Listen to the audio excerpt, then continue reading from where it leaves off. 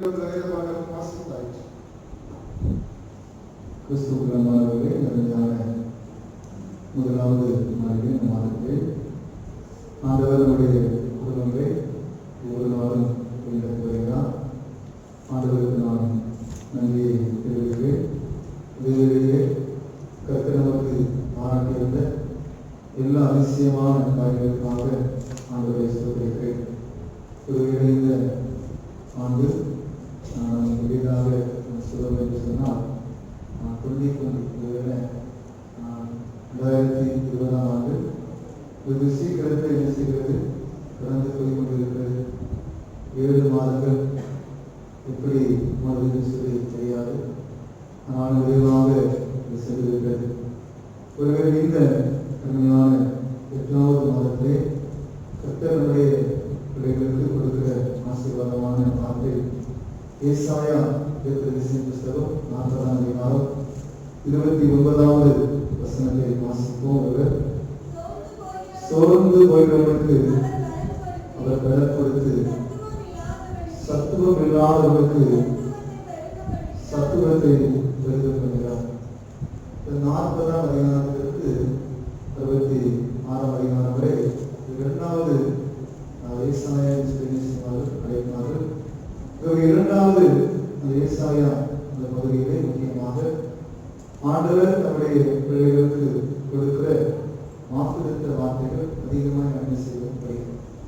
முதல் 39 அதிகாரம் படிக்கும்போது ஒருவேளை கர்த்தருடைய கோபம், அவருடைய எரிச்சல்கள், இன்னும் ஆண்டவர் நம்முடைய பிள்ளைகளுக்கு ஒருவேளை வைத்திருக்கின்ற திட்டங்களை அவர் மிகுந்த வைராக்கியத்தோடு கூட எடுத்துக் கொண்டு வரலாம்.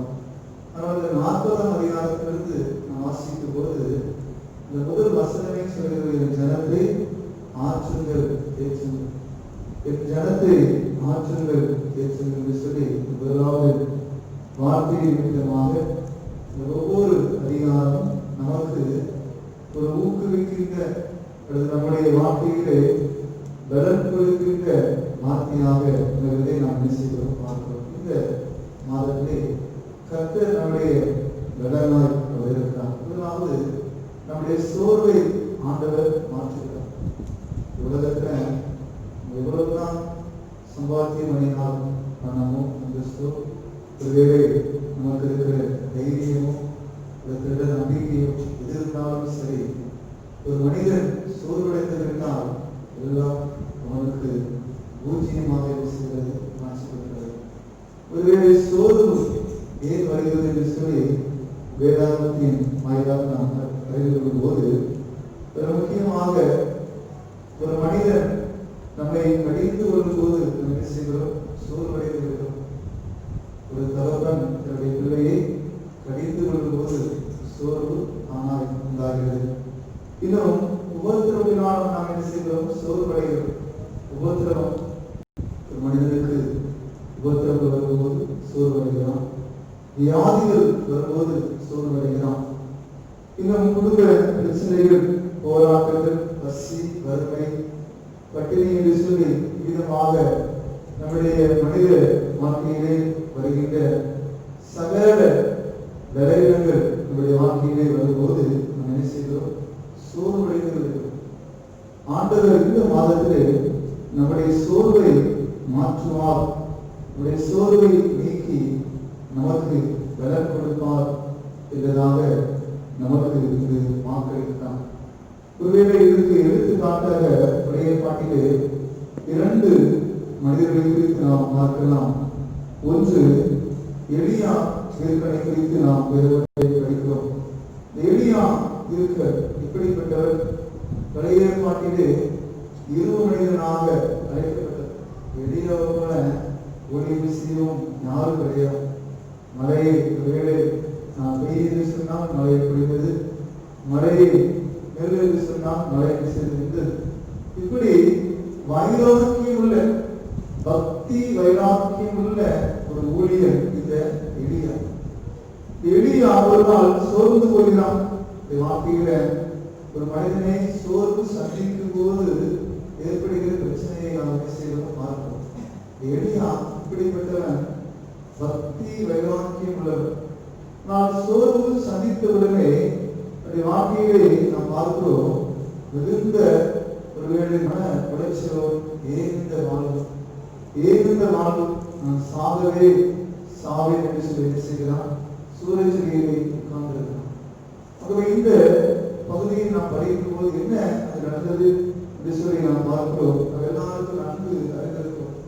இஸ்ரவேல் ஒருவேளை அவர் சொல்லுகிறார், இன்னைக்கு உன் தலையை என்ன செய்வேன், வெட்டிடுவேன், இன்னைக்கு உன் தலையை என்ன செய்வேன், நான் வெட்டி விடுவேன் என்று சொன்ன உடனே அவனுக்கு ஒரு சோறு யாரும் இல்லையே, ஒருவேளை நான் தலையை அவர் வெட்டி வைத்தால் இவ்வளவு நாள் நான் ஆண்டவருக்கு பாடுபட்டேனே அதெல்லாம் வீணா என்று சொல்லி மிகுந்த ஒரு பாரத்தோடு மிகுந்த ஒரு சோர்வோடு ஒரு என்ன செய்கிறான், ஆண்டவர்கள் தான் கர்த்தருடைய செயல்பாடு. நாம் அப்படிதான் ஒருவேளை சோர்வோடு கூட காணப்படலாம். உலகத்தின் சம்பவங்கள், உலக சூழ்நிலைகள், நம்மை சுற்றி இருக்கிற பற்பலவிதமான காரியங்கள் என்ன நடந்தாலும் சரி, நாம் சோர்வுகள் இருந்தாலும் சரி, கர்த்தருடைய வார்த்தை நம்ம என்ன செய்கிறது, ஒவ்வொரு நாளும் ஊக்குவிக்கிறது. கர்த்தருடைய வார்த்தை நம்முடைய வாழ்க்கையிலே ஒவ்வொரு நாளும் பலன் தருகிறது. இது என்ன நடக்கிறது, அது எளியாவுக்கு ஆண்டவர் காதத்தின் மூலமாய் யோசிக்கிறார். ஒருவேளை காதத்தின் மூலமாய் யோசித்த ஆண்டவர் இது தூரம் மூலமாய் என்ன செய்கிறார், யோசிப்பதை நாம் என்ன செய்கிறோம் பார்க்கிறோம். மனுஷன் அப்பத்தினால் மாத்திரமல்ல, தேவனுடைய ஒவ்வொரு வார்த்தையினால் என்ன செய்வான், விளைவிப்பான். ஆண்டுடைய வார்த்தை என்று சொல்லப்பட்டது. இடியாவை உனக்கு இங்கே என்ன காரியம், நான் உன்னை அந்த அழைச்சேன், நீங்கள் எதை செய்கிறார், சோர்ந்து கிடைக்கிறாய் என்று சொல்லி எளியாவை ஆண்டவர் தட்டி எழுப்பி மீண்டுமாய் உற்சாகப்படுத்துவதை நாம் பார்க்கிறோம். ஒருவேளை அவன் இறந்து போவான் என்று சொல்லி நினைத்த அவர் மீண்டுமாய் ஆண்டுடைய வார்த்தையை ஒரு புதிய பலத்தோடு, ஒரு புதிய உற்சாகத்தோடு, ஒரு புதிய நம்பிக்கையோடு என்ன செய்கிறார், எழுந்து நின்று எதுவை அபிஷேகம் என்ன செய்கிறோம் பார்க்கிறோம். இந்த நாளில் நம்முடைய வாழ்க்கையில அநேக வேளையில எளியாமை என்ன செய்கிறது, எல்லாருக்கும் சோர்வு என்ன செய்கிறது, சோர்வு பிறந்து நம்முடைய வாழ்க்கையை அநேக இடத்துல சாத்தானே மிகுந்த ஒரு ஆயிரம் சோர்வு, ஒரு மனிதர் சோர்வடைந்து விட்டால் அப்படியே அயலம் நம்முடைய வாழ்க்கையில ஒன்றுமில்லை என்ன செய்யலாம், அப்படியே அவன் வாழ்வை முடித்துக் கொள்ளலாம். இந்த நாள்ல ஆண்டவரே சோர்வை நீக்கி கர்த்தர் நமக்கு பலன் தருகிறார். இன்னொரு மனிதரை குறித்து நாம் பார்க்கிறோம். யோபுடைய வாழ்க்கையை நாம் பார்க்கிறோம். எல்லாம் இழந்துட்டான். ஆனா இந்த எலியாவுக்கு எதிர்பதமா என்ன செய்யலாம், யோபு எல்லாவற்றையும் பிள்ளைகள் மனைவி என்ன செய்கிறார், நீ ஒருவேளை ஆண்டவரின் நாமத்தை யோசித்து ஜீவனை இதுக்கு மேல உங்கள்கிட்ட பேச எனக்கு ஒன்றும் சொல்லி யோபுவை பார்த்து உங்க மனைவி கூட சொல்லிட்டார். யோபு கடைசி வரை என் மீட்பர் உயிரோடு இருக்கிறார். ஒருவேளை யோபு விசுவாசத்தை பார்க்க கடைசி வரை என்ன சொல்லும், உடம்போது முன்னாடி கடைசி வரை ஆண்டவருடைய சமூகத்துல உறுதியாய் சோர்வு யோபுவை அசைக்கவில்லை.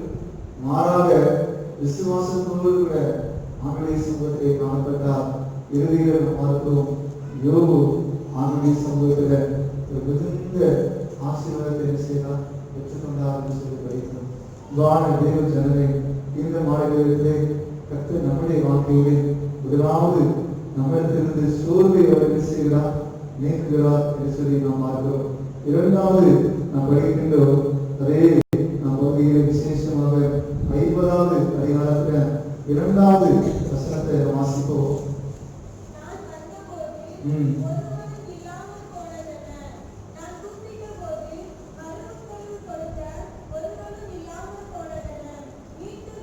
மீட்க கூடாதபடிக்கு என் கரம் குறுகிச்சோ, விடுவிப்பதற்கு இடத்தில் கடலில்லாமல் போயிச்சோ, இதோ என் கடிதத்தினாலே கடலை வற்ற பண்ணி நதிகளை வெட்டாமலாக்கி போடுது.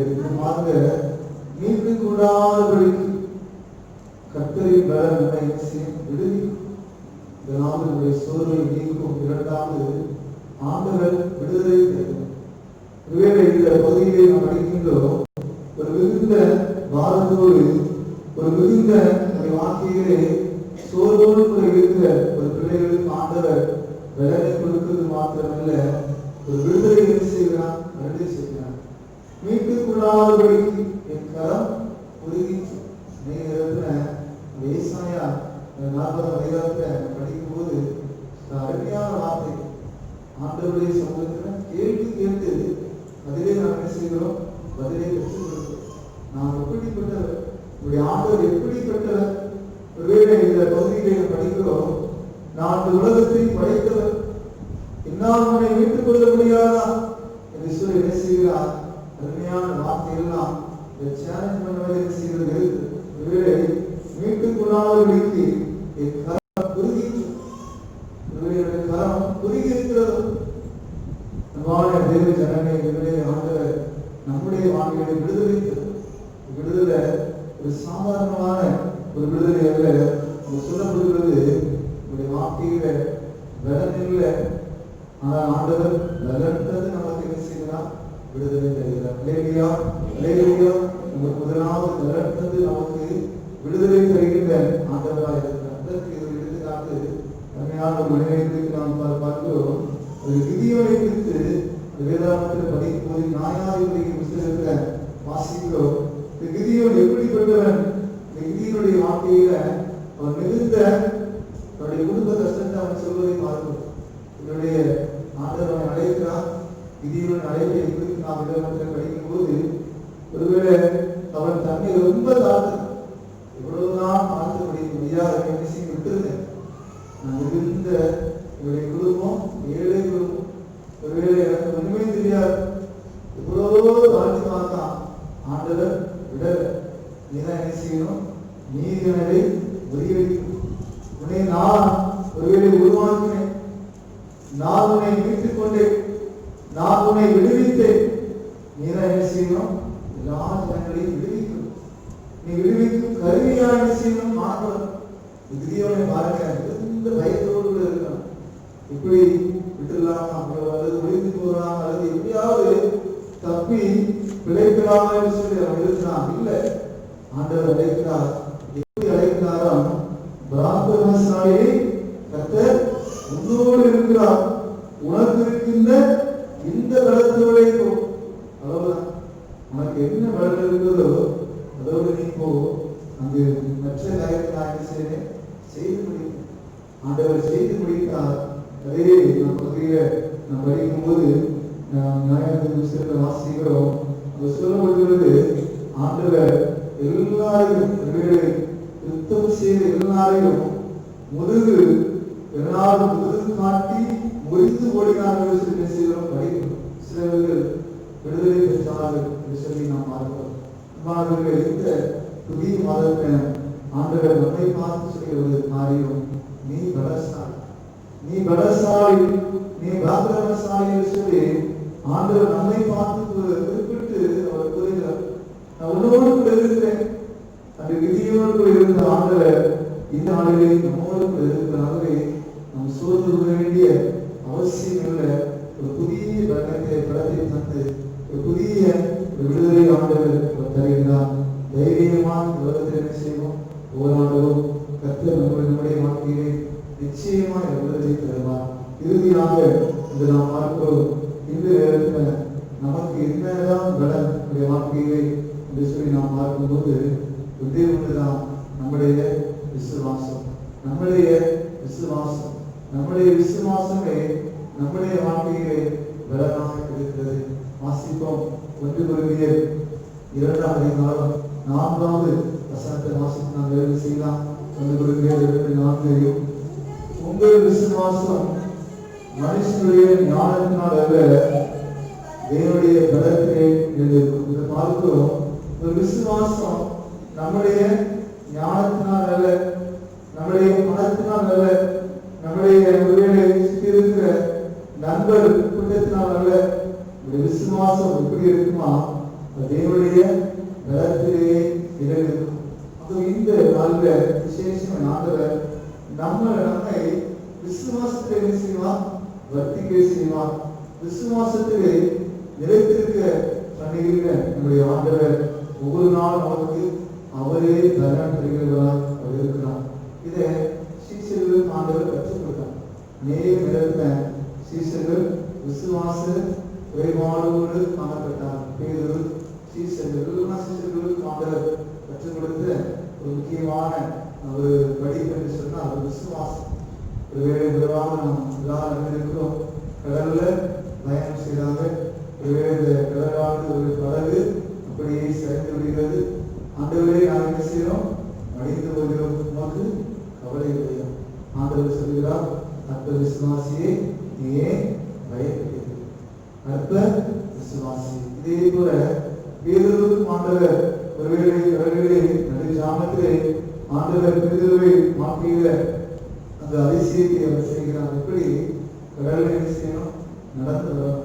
இந்த கடல்ல நடந்து வருவது ஒரு சாதாரண ஒரு காரியம். அவன் நினைத்தார், என்னுடைய நான் இருக்கு இப்படி அளவு சொல்லி இந்த கடல்ல அப்படியே நடந்து வரலாம் என்று சொல்லி ஒரு நினைத்திருக்கிறோம். சொல்லப்படி இருக்கிறது, அவன் பலன் வந்து அவனுடைய ஞானம் வந்து அப்படியே அற்று போனது. அவன் பயந்தான், ஏதொரு கடலிலே பயந்தான் என்று சொல்லி பார்க்கிறோம். ஆண்டவரே என்ன செய்தார்?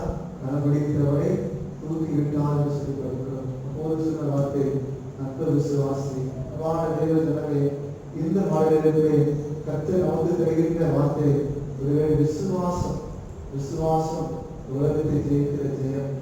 ஒவ்வொரு நாளும் உயிர் வாழ்வது ஆண்டவருடைய சமூகத்திலே காத்திருப்பது அவர் நமக்கு தருகின்ற மாபெரும் கிருபை என்று சொன்னாலும் நம்முடைய விசுவாசம், நம்முடைய நம்பிக்கையை நாம் என்ன செய்ய ஒவ்வொரு நாள் புதுப்பித்துக் கொள்ள நாம் அழைக்கப்பட்டிருக்கிறோம். உலகம் சூழ்நிலையில் நாம் மாறாமல் தொடர்ந்து ஆண்டவரை நாம் சார்ந்து ஜீவிப்போம். கர்த்தர் நல்ல புதிய மதத்தை உங்களுக்கு ஆசீர்வாதமாய் மாற்றி தருவாராக. ஆமென். உங்களுடைய தேவனையும் அவருடைய குமாரனாகிய நம்முடைய நாளில் இயேசு கிறிஸ்துவை பற்றி அறிவிலும் அன்பு நிலைத்திருக்கும்படி உயிர்தயத்தின் சிந்தையையும் காத்துகிறது. பிதா, குமாரன், பரிசுத்த ஆவியானவருடைய ஆசீர்வாதம் உங்களுக்கு இருந்து எப்போது உங்களோட நிலைத்திருக்க கடவுளே. ஆமென்.